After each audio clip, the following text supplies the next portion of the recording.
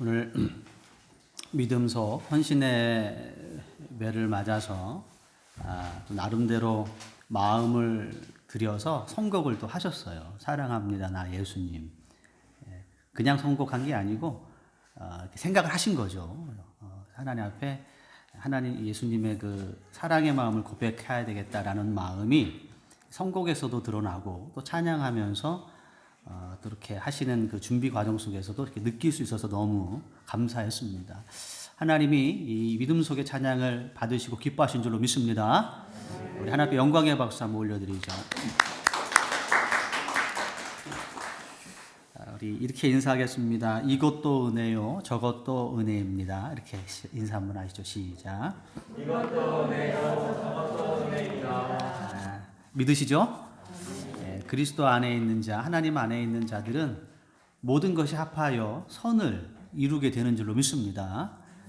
하나님께서 저희보다 지혜로우시고 저희보다 더 거룩하시기 때문에 우리는 원치 않고 또 우리는 혹시 불편한 일이 있을지라도 그거조차도 결과적으로 보면 우리에게 좋은 것을 주시기 위한 하나님의 은혜라고 믿습니다.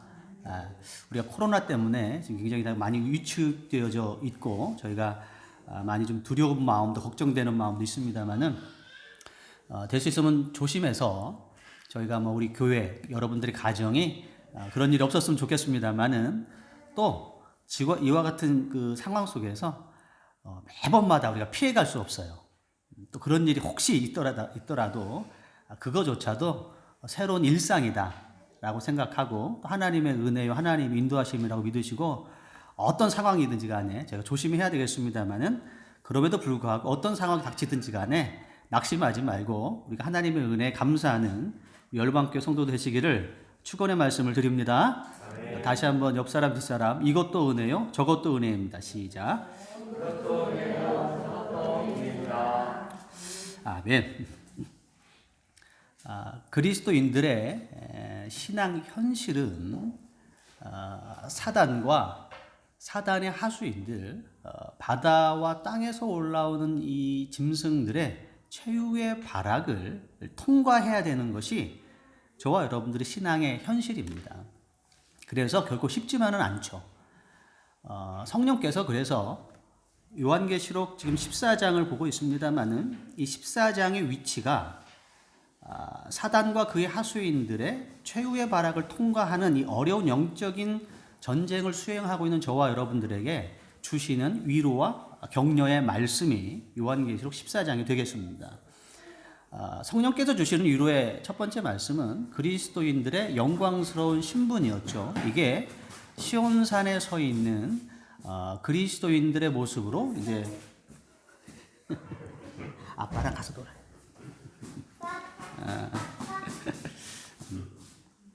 시온산에 서 있는 그리스도인, 시온산에 서 있다라는 것은 그리스도인들의 신분이 영광스럽고 복되다 이런 뜻이죠. 그 다음에 두 번째로 주셨던 위로의 말씀은 사단의 위협적으로 보이지만 사단의 세력은 이미 무너지고 패배한 세력이다라는 것이 우리가 지난 시간까지 살펴봤던 이제 내용이었고요. 자, 오늘 본문도 성령께서 저와 여러분들에게 주시는 위로와 이제 격려의 이제 말씀이 되겠습니다. 자, 오늘 본문 14절 말씀을 한번 좀 보실 텐데요. 본문의 14절 말씀 우리 최 권사님 읽어 주시죠. 14절. 예. 또 내가 보니 흰 구름이 있고 구름 위에 인자와 같은 이가 앉으셨는데 그 머리에는 금면류관이 있고 그 손에는 예리한 낫을 가졌더라. 자, 구름 위에 앉은 인자와 같으니, 자, 이것은 누굴까요? 예수님이죠. 성경에서 인자와 같으니 이렇게 나오면 예수님이에요. 구름 위에 앉은, 구름이라는 것은 영광을 상징합니다. 우리 예수님께서 감람산에서 자, 구름 타고 승천하셨죠. 요한계시록 1장에 보면 자, 구름 타고 오시리라 이렇게 되어져 있어요. 그래서 우리 예수님께서 물리적인 어떤 구름을 타신다라는 얘기가 아니고 영광 가운데 승천하셨고 영광 가운데 이 땅에 오신다. 자, 이런 뜻입니다. 금면류관을 쓰셨다라는 얘기는 예수님이 이 왕이시다 이런 뜻입니다. 2000년 전에 예수님이 이 땅에 오셨을 때는 어린 양으로 오셨어요. 하나님의 모든 세상의 인류의 죄를 어깨에 짊어지신 어린 양으로 이 땅에 오셨고 십자가에서 가시면류관을 쓰셨습니다. 그래서 보시기에 아름다운 게 없었어요. 그러나 승천하신 이후 예수님은 하나님의 보좌 우편에 앉아 계시고 왕으로서 다스리고 계시는 줄로 믿습니다. 금면류관을 쓰신 것이죠.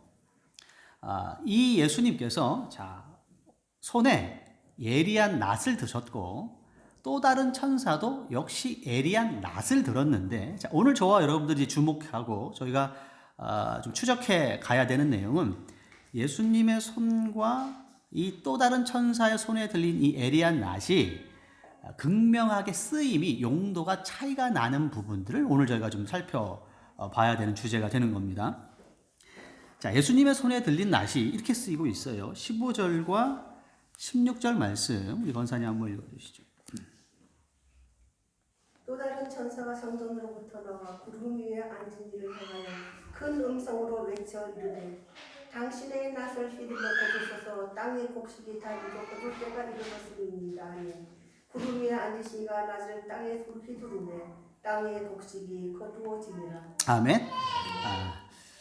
우리 최 권사님 아까 예배 전에 예배 위원들하고 잠깐 기도하면서 우리 권사님 몇 년 만에 사회 보세요 이렇게 물어봤더니 약 2년 가까이 이제 만에 사회 보신다고 그러시더라고요. 떨리실 것 같았는데 하나도 안 떨리시고 성경도 잘 읽으시고 체질이시네요 권사님. 사회를 잘 보시고 계세요. 예수님께서 예리한 낫으로 지금 뭐를 하고 계시냐면 곡식을 수확하고 계세요. 그죠? 예수님이 손에 들린 예리한 낫은 곡식을 수확하는 용도입니다. 근데 곡식을 수확한다는 얘기는 그리스도인을 의미하죠. 곡식은 그리스도이죠. 수확은 당연히 구원, 천국 역사죠.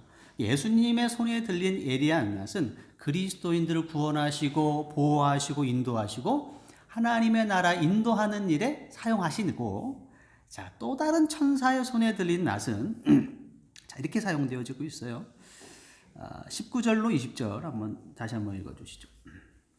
천사가 낫을 땅에 휘둘려 땅의 포도를 거두어 하나님의 진로의 큰 포도주 틀에 던지매 성 밖에서 그 틀이 밟히니 틀에서 피가 나서 말 굴레까지 닿았고 1600스타디온에 퍼졌더라. 천사의 손에 들린 낫은 하나님을 대적하는 세력들을 심판하는 데 사용하는 용도로 쓰이고 있습니다. 진노의 포도주 틀에서 흐르는 피 이렇게 되어져 있죠. 이것은 포도주를 만들 때에 포도주 틀에 포도알들을 알갱이를 집어넣고 위에서 칸막이를 만들어 놓고 그 위에서 발로 이제 으깨는 것이죠. 으깨면 포도송이들이 깨지고 으깨지면서 흘러나는 붉은 액체가 마치 피와 같은 것. 그러니까 발로 으깨는 하나님께서 하시는 엄중한 심판, 공의로운 심판에 대한 이제 표현인데, 그 피가 말 굴레까지 이르렀다 이렇게 되어져 있어요. 흘러내리는 그 심판 때 흐르는 그 피가 말 굴레면 말은 그 동물 말이에요. 그 말의 굴레. 말의 얼굴 부위에 쓰여 있는 이 굴레 아닙니까? 그러니까 동물 중에서도 말이 좀 키가 크잖아요. 그 피가 말 얼굴 부분까지 이제 흐르는 겁니다. 이제 그게 1600 스타디온에 이르렀다 이렇게 되어져 있어요. 한 스타디온은 약 192m. 1600 스타디온은 대략 310km에서 320km까지 상당히 긴. 말 얼굴의 높이의 피가 320km를 흐르는 문학적인 표현에 피가 강이 되었다 뭐 이런 표현 있잖아요. 피가 강물처럼 흘렀다 이렇게 표현. 딱 그거죠. 하나님께서 진노의 틀에서 심판하시는 그리고 거기서부터 흘러나온 피가 강물을 이르는 이게 뭘 표현하는 겁니까? 하나님을 대적하는 세력들을 향한 하나님의 피할 수 없는 엄정하고 공의로우신 심판을 표현하고 있는 겁니다. 성령께서 저희들에게 주시는 이제 위로와 격려의 이 세 번째 본문의 내용은 이거 되는 것이죠. 하나님의 백성인 곡식은 수확이 될 것이고 구원받아 천국에 이를 것이고, 하나님을 대적하는 세력들, 세속성에 빠진 세력들, 욕심과 교만과 음행에 빠진 영혼들은 하나님께서 이렇게 엄중하게 심판하실 것이다 라는 것이 우리에게 주시는 위로의 말씀이고 본문의 이제 내용이 이제 되는 것입니다. 자, 그러나 여기까지 이제 이해가 되셨으면 본문의 내용을 이해하신 건데, 자, 제가 볼 때, 제가 이 본문을 여러 번 읽으면서 제가 볼 때는, 자, 이게 이렇게 보이는 거예요. 자, 그런 주제를, 지금까지 제가 여러분들 살펴봤던 이와 같은 주제를 성령께서 조금 더 강조하시고 부각하시고 힘주어서 우리에게 보여주고 있는 구조로 되어 있다. 저는 그렇게 보여지게 되는 겁니다. 어떤 측면에서 그러냐면, 예수님께서 직접 곡식을 수확하는 데는 참여하시는데, 심판하는 데 있어서는 천사들을 대신 사용하신다는 측면에서 하나님께서 이 부분을 조금 더 우리에게 엄중하게 보여주시고 있다라고 생각을 하는 겁니다. 예수님은 본질적으로 구원해 주시며 심판 주십니다. 믿으시죠? 예수님께서 우리를 구원하는 메시아가 되십니다. 그러나 동시에 심판장이 되십니다. 심판하시는 재판장이 되셔요. 그러나 구원 사역에 있어서는 예수님이 직접 참여하십니다. 하나님의 곡식들을 직접 대하시고 직접 보호하시고 구원 사역에 참여하시는데, 심판 사역에 있어서는 심판장이시지만 그걸 누구에게 일임하시냐면 천사에게 일임하시는 이 장면이, 이 구분된 이 장면이 엄중한 심판의 모습을 보여주는 또 다른 모습이라고 제가 읽혀지게 되는 것이죠. 그리고 심판받는 사람들 입장에서도 이것이 좀 더 공포스럽고 절망스러워요. 언제가 TV에서 그 80년대 그 민주화 운동, 80년대 학교 다니신 분들은 아시죠? 학교 생활, 대학 생활에서 한 달에 반절 이상은 수업을 못했어요. 다 집합하라고 해서 밖에 나가서 뭐 던지고 막 거의 수업을 많이 못했지 않습니까? 80년대 민주화 운동을 했던 사람들 중에 잡혀가서 끌려갔던 사람들이 고초를 당하고 나서 나중에 이분들이 그 경험담을 이렇게 얘기했을 때에 이렇게 공통적으로 얘기를 하더라고요. 눈을 가려지고 이제 잡혔단 말이야. 어디로 끌려갔는지 몰라. 이제 끌려갔는데 처음에는 굉장히 직책이 높아 보이는 사람이 앞에 딱 앉아서 부드럽게 얘기를 하세요. 김 선생, 같이 관여했던 동료들 이름만 대셔. 그러면 다 괜찮아. 아주 부드럽게 여러 가지 회유를 하는 것이죠. 근데 회유가 안 통해. 그러면 일어난대요. 그러면서 이렇게 얘기하는 것이죠. 김 선생, 여기 계시는 분들과 잘 사귀시고 내일 다시 이야기합시다 하고 일어나서 문을 꽝 닫고 나가면 그 순간이 가장 공포스럽대요. 왜 그래요? 더 이상 대화로 풀어질 상황이 아니죠. 대화는 직책이 높았던 이 사람하고 어떻게 하든지 간에 그 사람이 있어요. 바지가랑이를 붙잡든 대화를 하든 논리적으로 하든 아니면 그냥 애걸복걸을 하든 쇼부가 아닌데 결론은 이 사람하고 맺을 건데, 문을 꽝 닫고 여기 있는 분들과 사귀시고 내일 봅시다 하고 가버리면 어떻게 되는 거예요? 그 다음부터는 골치 아파지게 되는 거 아니에요? 이게 가장 공포스럽다는 것이죠. 예수님께서 구원받는 곡식에 대해서는 직접 참여하셔서 거두시는데, 심판받는 자들에 있어서는 천사에게 아예 위임하신다는 그 예수님의 자세, 철저한 무관심이죠. 등을 돌리시는 거예요. 일종의 연을 끊는 거죠. 이 예수님의 자세가 가장 엄중한 심판의 모습이라는 사실이에요. 이 무서운 겁니다. 아니, 예수님이 앞에 계셔야 예수님께 애걸복걸을 하고 용서도 구해보고 어떻게 할 텐데, 예수님 자체가 안 계시고 그걸 다른 사람에게, 천사에게 일임해 버렸으니 이거 어떻게 되는 거예요? 이게 예수님이 완전히 등을 무관심하신 것이죠. 완전히 심판받는 자들에게. 이해되시면 아멘? 무섭죠? 제가 어렸을 때 저희 어머님이 제가 말썽을 피우거나 좀 문제를 일으키면 거친 말을 말을 많이 하셨어요. 이 왼수 같은 요건 양반이고 그 정도는 양반이고 그냥 땡땡땡땡땡땡 뭐 얼마나 거친 얘기를 많이 그냥 욕을 엄청 많이 먹었어요.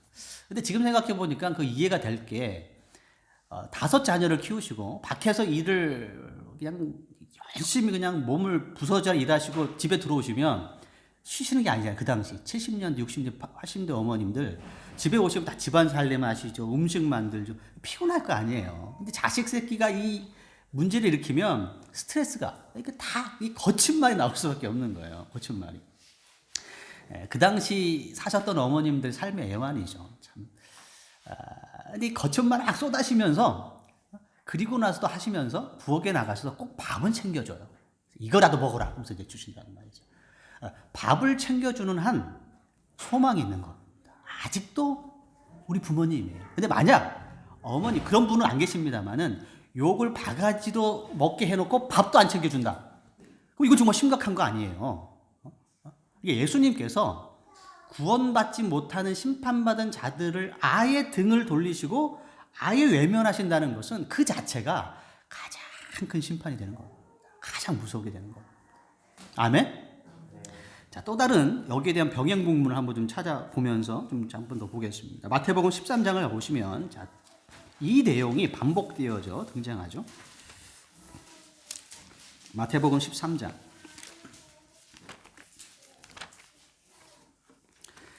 마태복음 13장. 자, 24절로 30절까지 우리 깨꼬리와 같은 목소리로 우리 최인혜 권사님 읽어주시죠. 예수께서 그들 앞에 또 비유를 들어 이르시되 천국은 좋은 씨를 제밭에 뿌려 사는 것 같으니 사람들이 잘 때 그 원수가 와서 곡식 가운데 가라지를 또 뿌리고 갔더니 싹이 나고 결실할 때 가라지도 보이거늘 집 주인이 종들이 와서 말하되 주여 밭에 좋은 씨를 뿌리지 아니하였나이까 그런데 가라지가 어디서 생겼나이까 주인이 이르되 원수가 이렇게 하였구나 종들이 말하되 그러면 우리가 가서 이것을 뽑기를 원하시나이까 주인이 이르되 가만히 두라 가라지를 뽑다가 곡식까지 뽑을까 염려하노라 둘 다 추수할 때까지 함께 자라게 두라 수수 때에 내가 추수꾼들에게 말하기를 가라지는 먼저 거두어 불사르게 단으로 묶고 곡식은 모아 내 곡간에 넣으라 하리라. 아멘. 자, 곡식과 가라지의 유명한 비유가 됩니다. 이 가라지라는 것은 볕과에 속하는 일종의 한 해살이 풀인데 외형이 이 곡식하고 너무 흡사해요. 그래서 구분이 잘 안 돼. 근데 번식력이 강해요. 근데 본문에 보니까 하나님께서 곡식을 심었단 말이죠. 당신의 백성들을 심었는데 그 사이에 악한 원수들, 사단들이 가라지를 심었는데 아까 말씀드렸던 것이 가라지가 곡식과 유사해. 구분이 잘 안 돼. 2단, 끝만 달라. 처음과 시작과 모든 과정은 다 똑같아요. 끝만 살짝 달라. 잘 몰라. 근데 번식력은 강해요. 그래서 하나님의 종들이 이 가라지를 뽑을까요? 라고 얘기했을 때 예수님이 뽑지 말라고 하시죠. 예수님의 온전한 관심은 곡식에게만 있습니다. 가라지를 뽑지 않는 이유도 가라지를 뽑다가 곡식을 뽑을까 염려하노라 이렇게 하지 않습니까? 예수님의 유일한 관심은 오직 노심초사는 이 곡식에게만 있는 거예요.